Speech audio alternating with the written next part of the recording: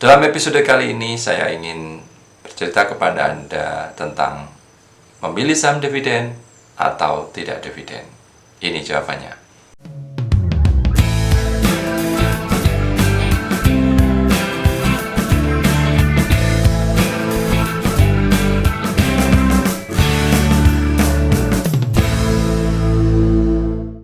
Halo pemirsa, saya Arif Widianto, founder bolasalju.com. Jumpa lagi di edukasi bola salju. Kali ini kita follow up topik yang kemarin kita sempat bahas, yaitu dividen dan dividen. Saya sebelumnya pernah cerita tentang evolusi paradigma atau pemikiran investasi yang saya anut. Dulu pernah suka dividen, terus kemudian pernah mengalami beberapa dinamika seputar saham-saham dividen yang saya punya karena perolehannya turun dibanding harga pembelian saya, terus bisnisnya yang cenderung turun dan seterusnya, dinamika seperti itu, kemudian harga sahamnya sendiri.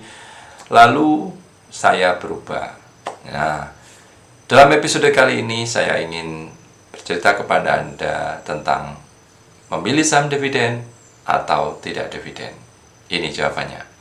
Baik, ya pemirsa, ya teman-teman semuanya, tentu saja kita sebagai investor ingin dapat semuanya yang terbaik, yang the best. Dividen terbanyak, belinya di harga murah, sahamnya naik terus, profitnya naik terus, dan seterusnya dan seterusnya. Tentu saja kita ingin punya investasi yang seperti itu. Alangkah indahnya, ya, itu impian setiap orang. Tetapi nyatanya di setiap hal di dunia selalu punya batasan-batasan tertentu. Sebuah usaha mempunyai dividen besar, dibagikan dividen besar karena industrinya misalnya komoditas yang tidak bisa diinjeksi kapital lagi, sehingga tidak perlu pemodalan ulang di usaha itu, permodalan tambahan untuk mengolah, menambah penghasilan, menambah proyek, menambah lingkup penghasilan dan seterusnya tidak ada. Sehingga ya sudah, daripada uang ditahan, pemegang saham memutuskan dibagikan saja. Begitu. Itu batasan pertama, ya, berarti usahanya.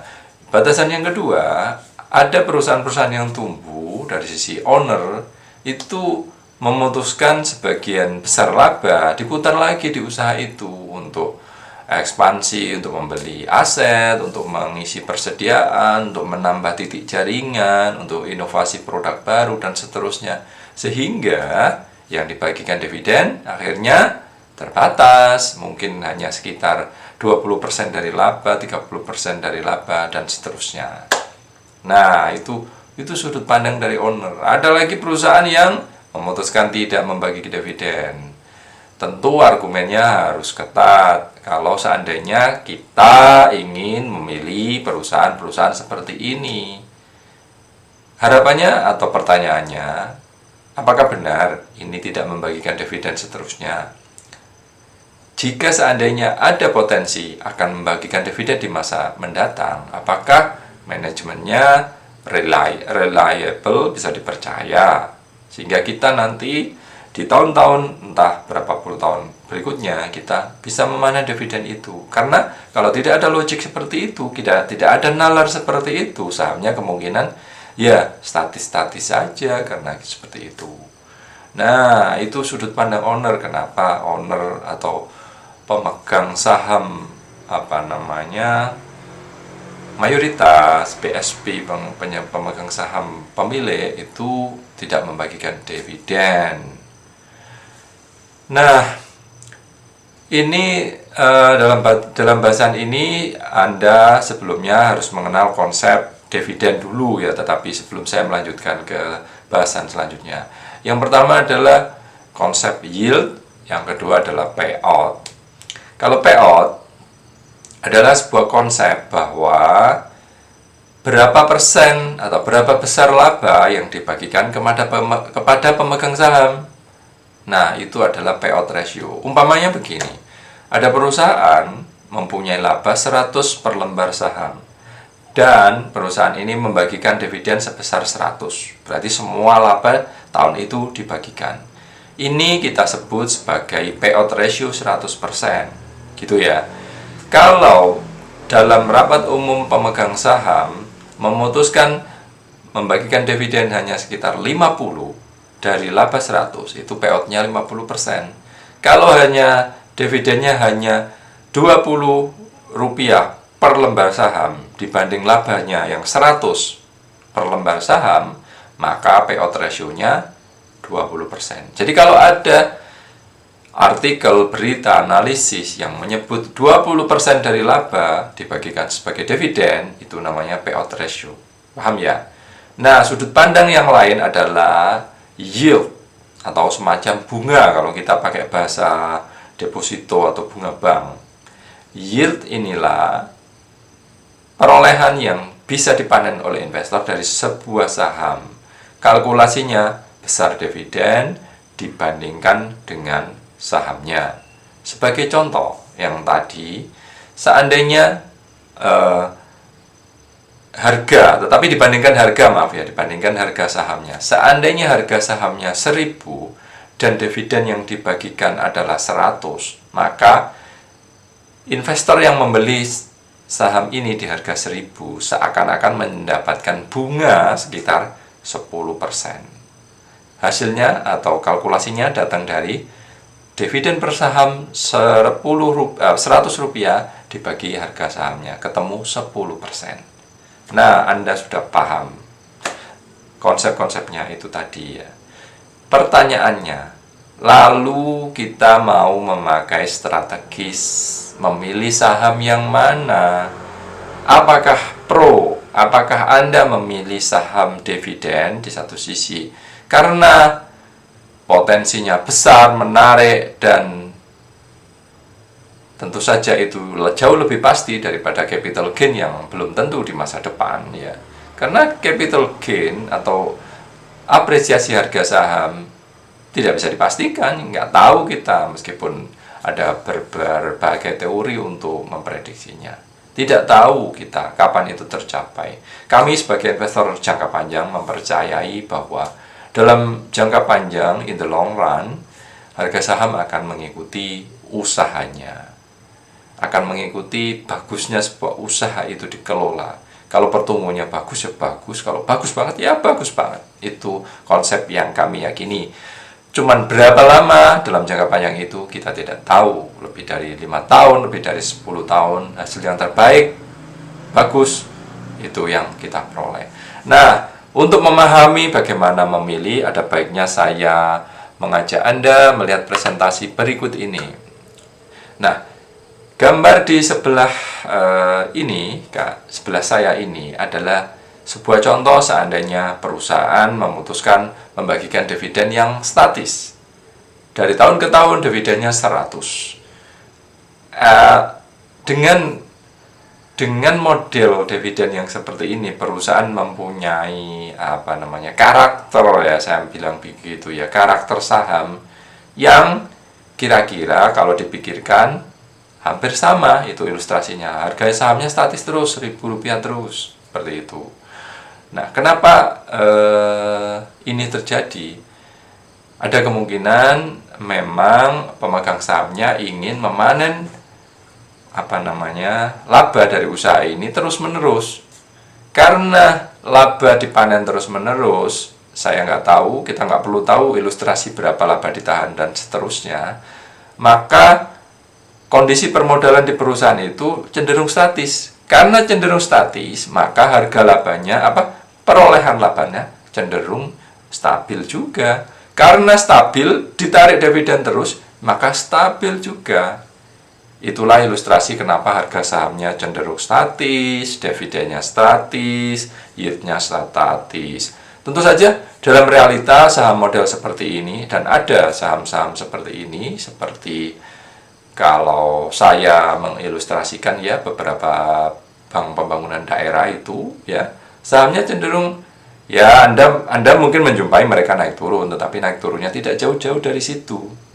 Begitu pula dividennya tidak jauh-jauh dari situ. Kecuali basis nasabahnya bertambah, simpanannya bertambah, mereka akan memperoleh tambahan seperti itu. Dividen statis hasilnya seperti itu.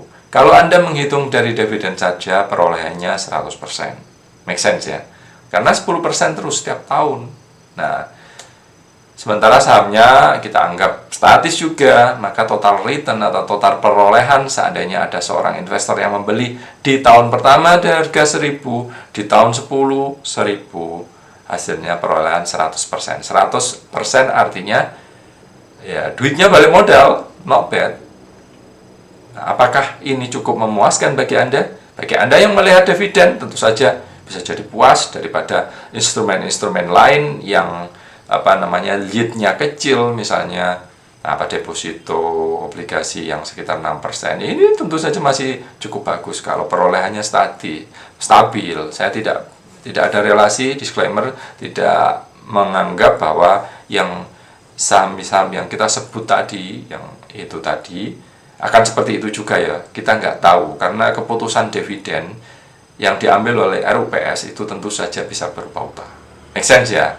Dividen statis, saham statis, dan labanya statis, kecenderungannya seperti itu. Nah, kita ubah sekarang dividen fluktuatif. Nah, ini mungkin sering Anda hadapi, sering ya, disclaimer, tidak memprediksi, tidak menganggap akan seperti itu, karena saya anggap saya menjumpainya di karakter perusahaan komoditas, seperti itu. Harga komoditas berubah-ubah, demand komoditas berubah-ubah, laba berubah-ubah, dividen akhirnya berubah-ubah. Tetapi kalau memakai sudut pandang bahwa apakah perusahaan ini membagikan dividen, meskipun besar dividen berubah-ubah dari 100 hingga terkecil Rp30, Rp20, tetapi secara yield, karena dibandingkan harganya, ini dividennya besar tentu saja. Nah, tentu saja di kategori perusahaan yang fluktuatif seperti ini, mereka yang bisa membeli dividen, membeli saham perusahaan ini di harga terendah, seperti di harga 350 atau 250, dengan yield yang besar seperti itu, tentu bisa meraup keuntungan yang lebih besar. Tetapi bagi investor yang membeli di harga 1000, seperti ilustrasi di kanan itu, tentu saja hasilnya demikian. Apakah, ya pertanyaannya, apakah perolehan 82% itu tidak cukup bagus? Ya tentu saja cukup bagus, tetapi ya begitulah hasilnya. Masuk akal ya? Tentu saja kondisi real, saya tahu ada beberapa perusahaan komoditi yang teman-teman mungkin sudah bisa bilang, enggak Pak, enggak seperti itu, realisasinya apa, returnnya dan seterusnya. Ya memang ada, karena tren beberapa komoditas yang selama beberapa tahun terakhir, 5 tahun, ada mungkin teman-teman sudah memperoleh pengembalian 100% ya dalam investasinya. Artinya modal untuk membeli saham itu sudah digantikan. Tapi selanjutnya kan mungkin tidak seperti itu, mungkin juga bisa lebih dari itu. Gitu disclaimer-nya ya. Nah, sekarang kita ubah di berikutnya. Ini adalah skenario sebuah perusahaan yang tumbuh dividennya secara perlahan-lahan, seperti Anda lihat itu. Dari dividen Rp20 per lembar saham naik 25, 30 dan seterusnya sampai 120. Tetapi kalau dilihat secara yield tahun demi tahun, Anda bisa melihat bahwa kecil dividen yieldnya perusahaan ini hanya 2%. Bahkan Anda bisa menjumpai ada perusahaan-perusahaan yang entah tumbuh entah tidak, yang yieldnya juga 1%, 1,5%, kurang dari 2%. Nah, apakah itu menarik? Perusahaan seperti ini akan menarik jika potensi usahanya masih punya ruang untuk tumbuh, market share masih luas, ekspansi masih bisa dimungkinkan, penjualan masih bisa bergerak naik lagi karena karakter dasar industri dan seterusnya. Ibaratnya, jika sebelumnya perusahaan ini ditawarkan, atau nggak usah ngomong ditawarkan ya, labanya dari 100 sehingga harga sahamnya dijual 1000, nanti labanya bisa tumbuh menjadi 500, 5 kali lipat, sehingga sahamnya ditawarkan jadi 5000. Ilustrasinya seperti itu teman-teman. Masuk akal ya? Seandainya perusahaan ini dihargai setara 10 kali laba terus-menerus. Seperti itu. Dengan metode seperti ini, jika kita melihat dari dividennya saja, investor yang membeli di harga 1000, dia hanya memperoleh 57%. Nggak terlalu bagus dibanding saham yang tadi, yang fluktuatif dividennya. Tetapi kalau dari saham, karena nature-nya, kita tadi punya teori bahwa harga saham dalam jangka panjang akan mengikuti performa usahanya, ya investor di tahun ke-10 pun masih berpikir usaha ini masih bisa tumbuh nggak? Maka mereka bisa memberi harapan lebih besar di harga saham perusahaan itu. Bayangkan sahamnya naik dari harga 1000 menjadi 5000, sahamnya 400%. Total return investor ini 458%. Nah, dengan ilustrasi ini, investor di perusahaan yang punya potensi dividen tumbuh dengan market share yang tumbuh atau penjualan yang tumbuh tentu jauh lebih menarik. Investor saham yang punya potensi perolehan dividen yang terus tumbuh dan potensi usahanya tumbuh, penjualannya tumbuh, sehingga harapannya harga sahamnya juga tumbuh, tentu saja punya potensi jauh lebih menarik. Anda bisa lihat sendiri dividennya ya, tumbuh dari Rp20 menjadi Rp120. Meskipun ini hanya ilustrasi, tetapi saya pernah melihat karakter perusahaan seperti ini. Saya nggak sebut namanya biar menjadi misteri, karena itu biar PR riset Anda ya. Nah, teman-teman semuanya, dari perbedaan karakter saham yang seperti itu, dari sudut pandang yang owner seperti itu, owner ingin menahan laba untuk berekspansi, untuk menumbuhkan ruang market share, untuk membeli usaha-usaha baru, mengembangkan usahanya. Di sisi lain, owner juga tentu saja sebagai pemegang saham, mereka selain ya biasanya owner kan juga digaji ya sebagai presiden, direktur, komisaris, dan seterusnya. Selain mendapatkan pendapatan secara personal, mereka juga tentu ingin mendapatkan hasil usaha berupa dividen, apalagi jika perusahaannya tumbuh kan, seperti itu. Mereka tentu saja punya keinginan untuk menarik dividen itu. Nah, Anda harus bisa mempelajari karakter-karakter perusahaan dan owner yang bagaimana yang sahamnya Anda beli, sehingga Anda bisa memilih apakah Anda ingin memutuskan membeli perusahaan dividen dan atau membeli perusahaan tidak membagikan dividen, atau ibaratnya apakah memilih perusahaan yang dividennya tidak terlalu besar tetapi punya ruang tumbuh yang lebar, yang luas. Perbedaan seperti ini, perbedaan saham karakter ini akan memberikan Anda pemahaman untuk membuat keputusan investasi yang layak. Menurut saya seperti itu. Demikian edukasi kali ini, kita ngobrolin hal-hal yang lain di episode berikutnya. Terima kasih, sampai jumpa.